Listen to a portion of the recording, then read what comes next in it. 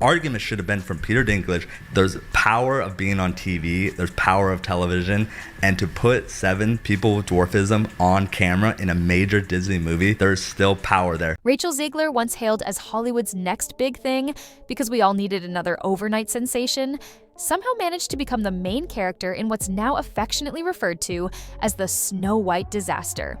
Charming name, right? It pretty much sums up the cinematic circus of bad test screenings, off-screen drama, and a PR meltdown so intense it probably needs its own documentary.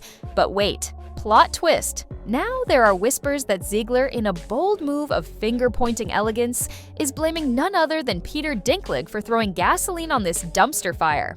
Because of course, when your fairy tale film goes up in flames, why not throw Tyrion Lannister under the carriage? Naturally, this spicy new blame game has fans and critics foaming at the mouth, diving even deeper into a saga that was already dripping with controversy and hot takes. I mean, who needs plot twists in the movie when the behind-the-scenes drama is this juicy? But really, how did we end up here?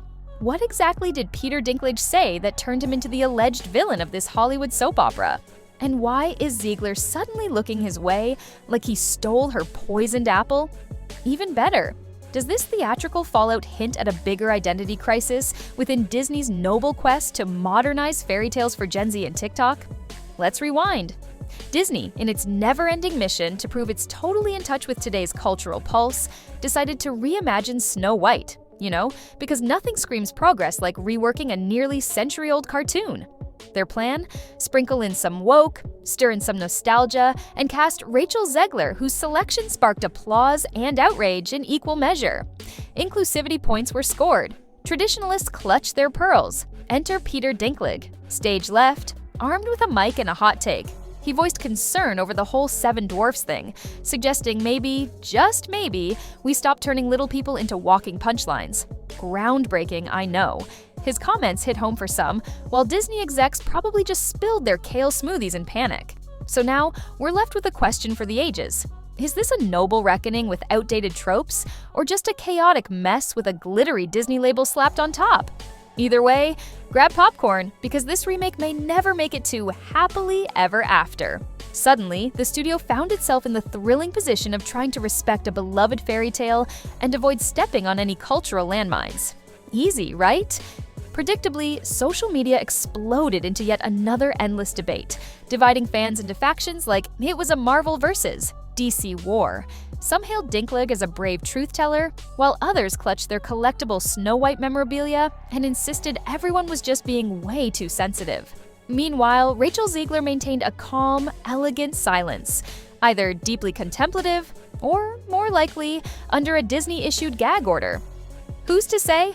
As production limped forward, the rumor mill kicked into high gear.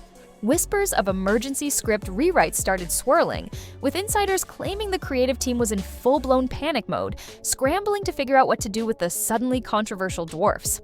Apparently, the studio was shocked that publicly getting called out might actually require a response. Zegler, of course, was caught smack in the middle of it all, trying to act her way through a story that couldn't stay consistent for more than 5 minutes. With the release creeping closer, new horror stories began emerging from the editing room. Word was the film had the flow of a jigsaw puzzle assembled during an earthquake. Early test audiences weren't exactly raving, describing the tone as confused, the messaging as forced, and the experience as vaguely exhausting. Because who doesn't love a fairy tale that lectures you halfway through a musical number? Meanwhile, behind the scenes, the creative team was having their own little civil war. Half wanted a cozy, traditional retelling with woodland creatures and cheerful songs. The other half wanted to burn the source material to the ground and rebuild it with hashtags. Delightful. Naturally, Rachel Zegler's name came up constantly. After all, she was the face of the film, whether she liked it or not.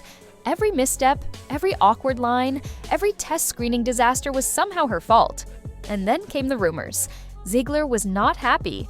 Whispers turned into full-blown speculation that she was lashing out, possibly reaching her limit with a project that seemed to be falling apart by the seam.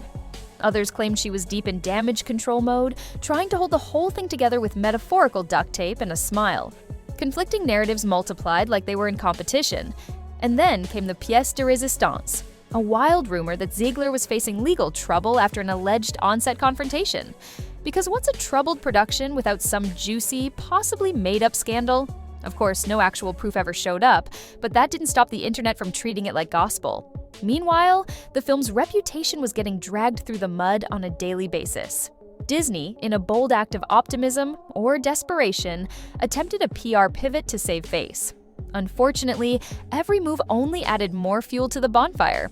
Even fans who usually defend Disney's live-action remakes like they're sacred started backing away slowly.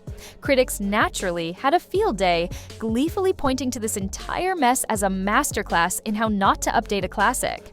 As the release date limped closer, the storm clouds never quite cleared. The buzz wasn't about anticipation, it was about how bad things were going to get. All the while, Peter Dinklage's original comments sat quietly in the background, still coloring public perception like a filter no one could turn off. Some praised him for bringing attention to important issues, applauding his role in holding Disney accountable for inclusivity. Others, however, weren't so thrilled, accusing him of throwing a grenade into an already chaotic process. According to that camp, his criticisms led to rushed creative decisions that completely derailed whatever vision the film once had.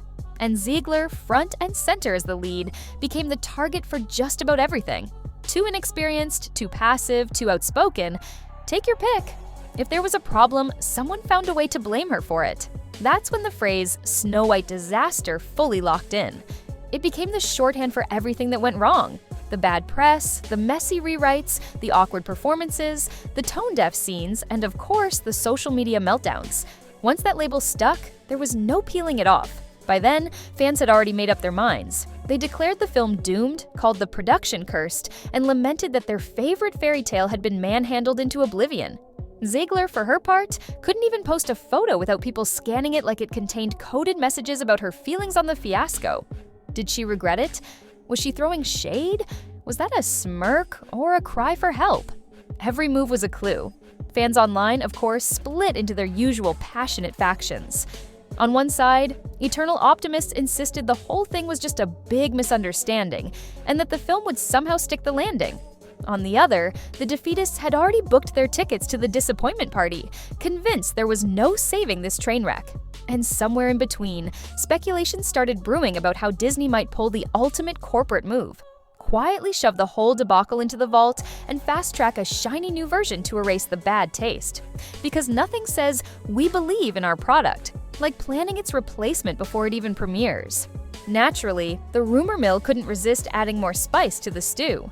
Unverified reports claimed that Rachel Zegler was privately pointing fingers at Peter Dinklage, allegedly blaming him for kicking off the chaos.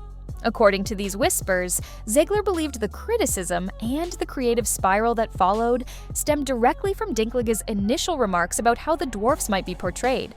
She supposedly vented to close confidants that the film had been reworked so drastically in response to the backlash that the story lost its footing entirely, leaving her performance stuck in the middle of an identity crisis.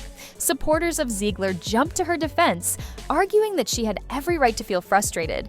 The dwarf discourse, they said, had morphed into a massive, unrelenting indictment of the film's entire creative vision.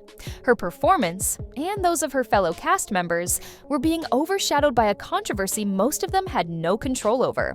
The film wasn't even out yet, and people had already written its obituary.